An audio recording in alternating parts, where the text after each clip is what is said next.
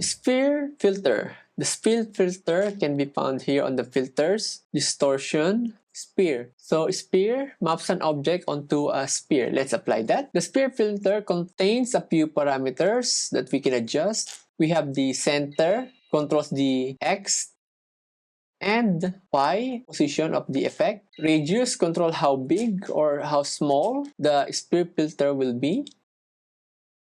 At 0, there's no sphere filter at all. And at 1000, we have this kind of result. Mix percentage of the blending between the effect and the layer. We can also think of it as the turn on and turn off. Publish OSC. Checking this will make this controller available in FileCut Pro. Crop, it crops the effect based on the bounding box of the layer. So most of the time, let's uncheck this one so that we have a good effect or filter. So let's reset this. The sphere filter is easy to use. First is set the radius and then play around or do your animation here on the center X and Y. One thing that you will notice is that if we set the X position of the filter and our image is not that big, we will have this kind of result. We have this cut off effect. So let's reset this center X and Y and try to increase our layer. Let's increase the scale. Let's turn up first the sphere so that we can see. So currently our layer or image is just like this.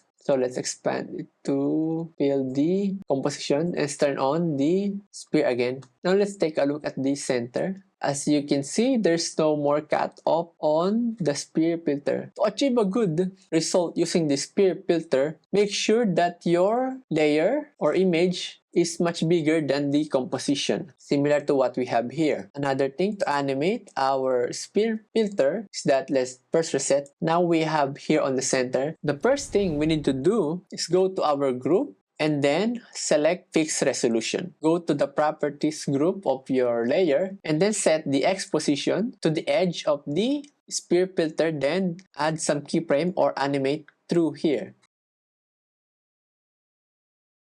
If we go back to our first frame, we have this kind of result.